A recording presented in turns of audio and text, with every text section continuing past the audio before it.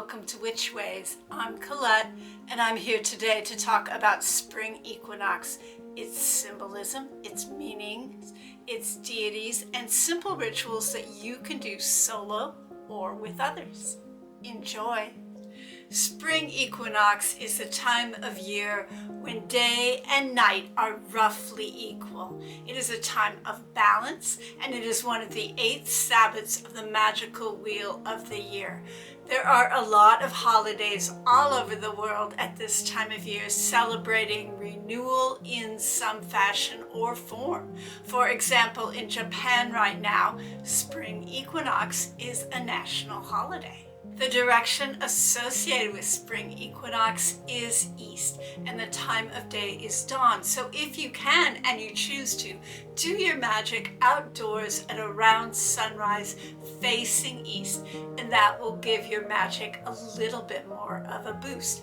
I also focus a lot on the balance aspect between day and night when I'm working with magic at spring equinox. And it's that power of that kind of urgency of spring that is just really eager to burst forth, and that withdrawn, tightening energy of winter that still urges caution. If you have any situations in your life where there are conflicting choices or opposing forces, this is a good time of year to work with resolving them. That can look like lighting a candle, again, going outside at dawn, or really any time that works for you. Or working at your altar and asking that the situation be resolved in the best way possible.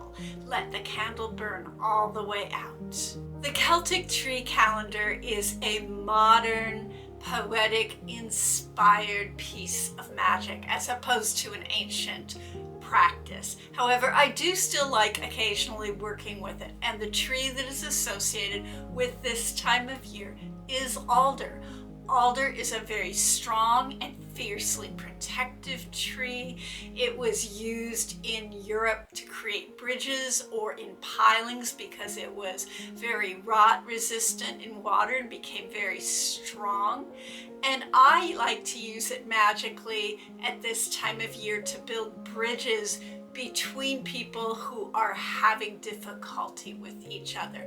So just take an object that represents each person involved in this situation, and then you can take twigs of alder and connect them between the people involved, light a candle, and ask again for that dispute to be resolved in the best possible way for all parties.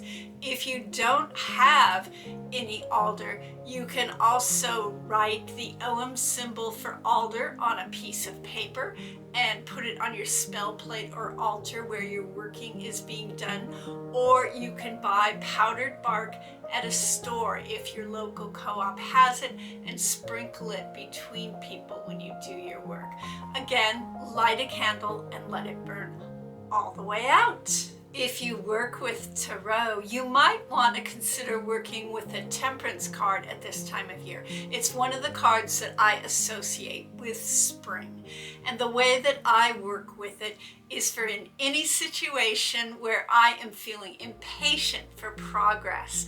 And that happens a lot in the spring with that push of the rising spring tides. To work with this card, just set it somewhere on your altar. Spend a little time focusing on it. Light a candle.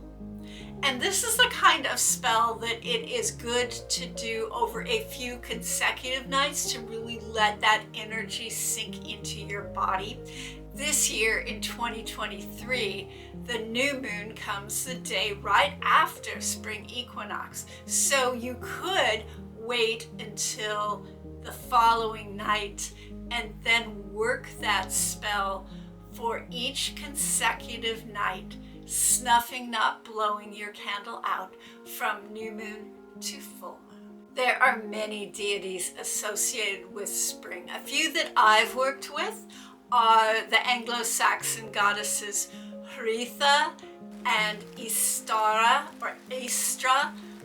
She's also sometimes called Ustra or Yostra, depending on the dialect. And I'm going to talk more about her next month because she is associated with Easter. Blodeuwedd, who is Welsh. She was a goddess that was made out of flowers and came to life, although she's not maybe the most ethical goddess in the world to work with. Freya, who returns to the earth in the spring from Norse mythology. These are just a few of the goddesses that are from my background, but there are many different goddesses and gods all over the world associated with spring and in many different cultures. In order to give your spells a little bit more relationship and a little bit more oomph, you might want to develop a reciprocal relationship with one of these deities. Another piece of magic I like to do at Equinox is flower charms. And the way that I do this is I take a clean jar and I fill it with spring blossoms that I've picked or acquired, and then fill it with water. If you have new moon water, you could use that instead of tap water, but tap water is fine. Then write the thing that you want to have rebirth within you on a piece of paper and slip it under the jar. Leave it there for 3 days. After 3 days, pick up the jar, rotate it, strain the water, and then anoint yourself, asking for the thing that you need to have rebirthed within you, holding the feeling of it in your body if you can. Then return the water that's left over to the earth. You can also adapt this for group work, and the way that works is you either make the water together if you can, or one person makes it and brings it to the ritual. You cast and call, and then each person says the thing that they would like to have rebirthed inside of them, and then someone else anoints them with the water, and then you go around in the circle with each person saying what they need and being anointed, and then when you're done, letting that water go back into the earth. Since new moon is the very day after equinox this year, you can use that to carry out a lot of your spells. It would be a powerful time to create some new moon water that would carry both the energy of the spring rebirth as well as bringing in that energy that every new moon carries of new beginnings. So together you would get a great combination for things expanding and coming into being. You can use it to infuse paper with the water and then let that paper dry and use that water as spell paper to write spells on, or you can use it as invisible ink and trace what you need on paper with the new moon water. This is also one that I adapt to group use.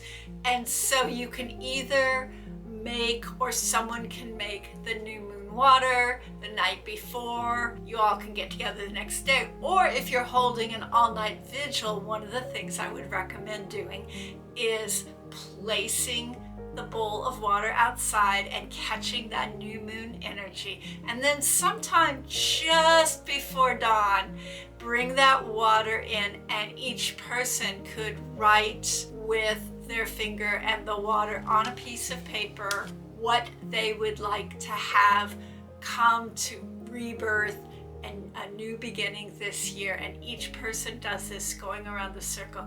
And then when you're done, bury the piece of paper, and you can either bottle the remainder of that water up or maybe return it to the earth. I do tend to redo my altar every one of the 8 Sabbaths anyway, more or less, but at spring equinox and at Samhain, I give it an especially good clearing. So I just take some time and do that with smoke or birch whisks or whatever way I'm choosing to do that in the moment. Give it a good dusting, maybe spritz it with some floral water of some kind, and then I reset up my altar. I like to use pale colors and spring flowers that represent the rising spring. If you're very interested in bones, I personally really like that concept of bones with flowers, because that image of flowers coming up through the remains of death is always very compelling, and I feel like it says a lot and relates a lot to this time of year. I hope you enjoyed today's video. I'd love it if you put in the comments what you're going to do for spring equinox, or what kind of colors you associate with this time of year, any magic that you like to do. And if you're enjoying this, please hit the like and the subscribe and hit that notification bell if you feel so inspired. Check out my Patreon page and my new spring workshops. And I hope you all are having a wonderful spring. Stay safe and be